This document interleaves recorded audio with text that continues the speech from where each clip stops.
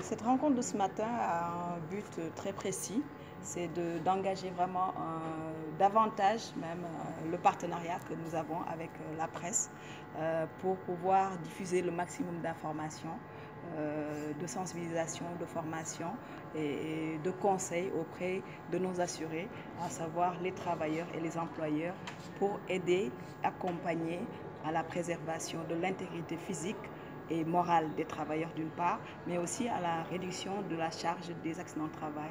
La charge financière, cela sous-entend que de la charge financière des accidents de travail et des maladies professionnelles pour la Caisse de sécurité sociale. Je vous remercie aussi d'avoir répondu massivement à l'invitation de la Caisse pour pouvoir partager ces informations avec tout le monde. Et le diagnostic qui a été fait au cours de secteur, ça révèle quoi précisément? Excusez-moi.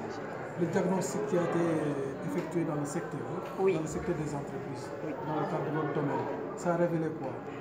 Ça a révélé des disparités que nous constatons même sur le terrain, et nous voulons vraiment combler ce gap. Nous avons beaucoup plus de bonnes pratiques dans les grandes entreprises qui sont supposées avoir plus de moyens, et très peu dans les petites entreprises. Et nous voulons que ces deux structures puissent s'accompagner mutuellement, parce que la plupart des petites entreprises sont des sous-traitants dans les grandes entreprises, et les accompagner à grandir sûrement vers une bonne maîtrise des risques professionnels sur les lieux de travail. Donc c'est un peu de manière ramassée ce que nous voyons sur le terrain, et nous travaillons, et les grandes entreprises vraiment sont à l'écoute vraiment de ces dispositions pour pouvoir accompagner tous les travailleurs de manière générale à maîtriser les risques, maîtriser leur santé et leur sécurité sur le lieu de travail. Et comment tu as lancé un prix? De quoi s'agit-il exactement? Nous sommes aujourd'hui à la cérémonie de lancement du concours des meilleurs comités d'hygiène.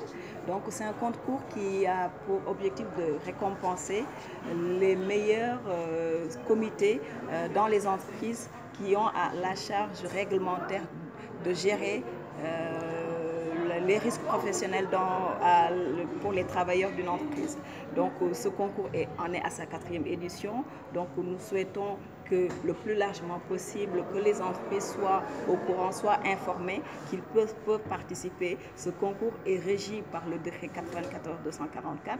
Donc tous les critères d'évaluation sont réglementaires, et nous espérons avoir massivement, comme les éditions précédentes, les entreprises, grandes, moyennes ou petites entreprises, qui vont venir participer et démontrer à leurs salariés, à leurs clients et à leur environnement qu'ils maîtrisent bel et bien la sécurité et la santé de leurs travailleurs. Alors, quels sont les chiffres du Sénégal en matière d'accidents du travail?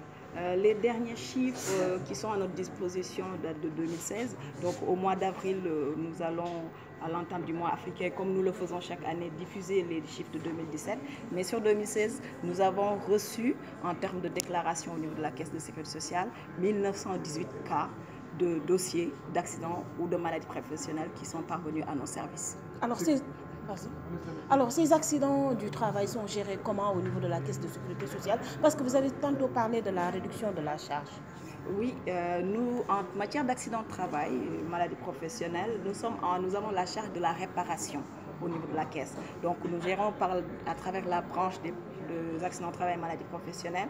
Nous avons la direction de la prévention des risques que j'ai l'honneur de diriger, et la direction des accidents de travail qui, en cas de survenance des accidents ou maladies professionnelles, a la charge de gérer la procédure de prise en charge à travers de la réparation hospitalière, pharmaceutique sur la prise en charge hospitalière, donc, et la partie indemnisation qui sont constituées des indemnités journalières qui font office de compense à la perte de salaire, comme le travailleur ne pourra plus exercer son activité salariée. C'est bon.